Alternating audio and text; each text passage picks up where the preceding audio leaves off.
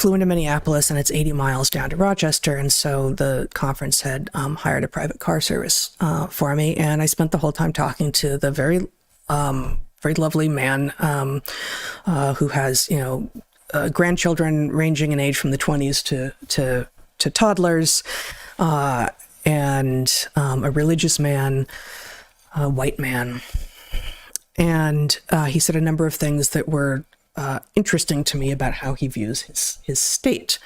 And after he had been talking for a while, and he was, I was like, what's that growing? He says, oh, that's soybeans. Almost everything that's being grown here that's plants now is corn and soybeans. And then, of course, you've got, hog farms and cattle farms and such.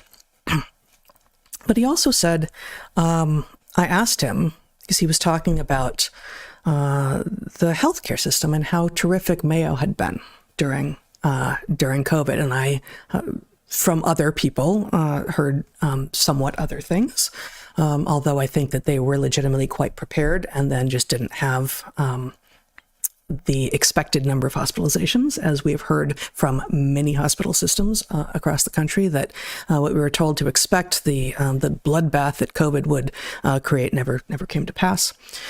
But so he was talking his family in healthcare, and so we had not talked yet about the summer of 2020. So I asked him, were there repercussions on the healthcare system from what happened in Minneapolis after George Floyd died? And he became visibly angry, actually, this man. And he said that was all overblown. Really nothing happened in Minneapolis. And he paused and he said, but to the extent that anything happened, the break-ins and the vandalism and looting, that was white supremacists. I know because I saw it. They were in the black faces and the black outfits, and it was white supremacists, and that's who did it. And anyway, nothing happened. So, he's simultaneously got two positions that aren't the same, that aren't, that can't go together. And he has said it's the white supremacists because he saw it on video, but he describes the uniform of Antifa. The people he's described are Antifa. We know because we've seen Antifa on the streets in Portland. We know what they dress like. White supremacists don't wear those black masks and the balaclavas and dress all in black.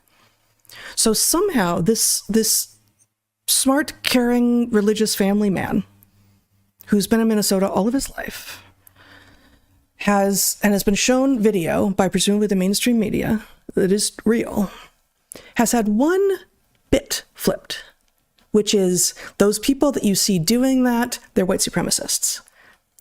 It's not true, but that has changed his entire outlook of what happened. And it hadn't occurred to me until then that was one of the things that was happening. I thought when Waltz and, in Portland, Wheeler, Mayor Wheeler, and our governor and the mayor of Seattle and the mayor of Atlanta, like all of the people around the country who are making excuses for what was happening, were doing so in a way that really couldn't possibly be compelling to anyone who still was thinking for themselves. But if all you had to do was say, those people that you see there wreaking all the havoc, they're white supremacists. And they don't have any way or inclination to fact check that. It surprises me that it hadn't occurred to this man, or presumably to the, now I think probably hundreds of thousands, millions of other people who believed that actually that's never what white supremacists have looked like. That's not how they dress. That's not what they do, right? That is one of the ways that the Cartesian crisis is being enacted, and I didn't know that. I think you're on a very important thread here. There's something, maybe we should call it the one-bit PsyOp. Yeah. And the idea is you can engineer a narrative with minimal surface area. What you're doing to engineer the narrative is minimal, because the point is, oh yeah, you saw exactly what you think you saw, but that's not who we've been told it was. It was the other guys, right? And my guess sounds like, especially the fact that the guy got angry, he is experiencing a kind of cognitive dissonance. Mm-hmm. He knows, some part of him knows what actually happened. Some part of him knows something. But that part is now, it's got an immune reaction. I need to keep you from saying too much because the thing that allows me to be comfortable with this is fragile. Well, and in fact, one of the other pieces of that conversation that followed, as I tried to navigate, like what all could he hear, right? He said, again, he said, it was all overblown anyway, like I'm sure it was in Portland. Which was interesting in and of itself because I had never mentioned Portland because I don't live in Portland anymore. So I don't know if he actually did know who I was and he was pretending not to. Like, I don't know. Right. But he said that. And that gave me an in to say, well, no, it was not.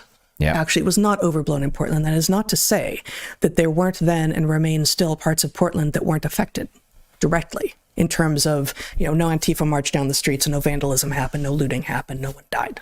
Right. Well, but Portland as a city was devastated and remains devastated, and that was due to the failure of governance and allowing the criminals and the opportunists who became criminals to destroy a beautiful, functioning metropolis.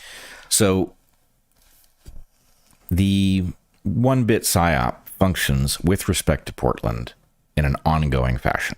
Yeah. If you watch the Portland subreddit, you see it.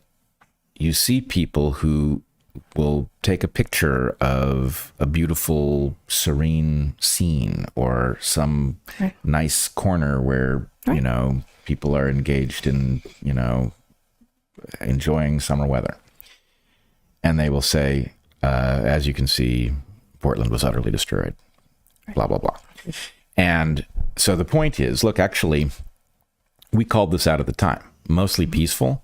Yep. Is an insane claim, right? World War II was mostly peaceful because almost everywhere at almost all times there were no bullets flying, people weren't dying, right? People continued to make dinner.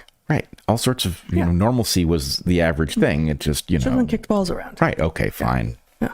This, that, and the other. But so anyway, there's something about the way this works is to feed people who are going to do most of the work on their side at the cognitive dissonance level, to feed them the thing that allows them to conclude, and this happened with Biden, right? What shocked people when they saw the debate was that they had been told that the things that they actually had seen, the video of Biden fucking up again and again and again, that was selectively edited, that it was out of context, that it was some right-wing conspiracy to portray the man as demented. And the problem was the debate didn't allow you... Oh, was the debate edited? That seems unlikely, right? They intentionally put his worst foot forward. Right. And wasn't it on CNN, I guess? But so the point is, no, none of the one-bit PsyOp failed at the point that you actually had the man on a stage for an extended period of time where you saw the whole thing. Right. And it was like, oh my God, the president's gone demented. And it's like, no, that's been happening since he was elected. Yeah. Right. Yep. Since before then. Right. So anyway, I want to try to remember that. The one-bit PsyOp is a lot of how this works because, frankly, if you were going to engineer something, you would do it at as few bits as possible so that your fingerprints didn't end up on it. Yeah, and that really was, I didn't think one-bit PsyOp, but I really did think, in talking to this guy, like, it's just one bit flipped. You said it. You said one bit, and it was one bit flipped.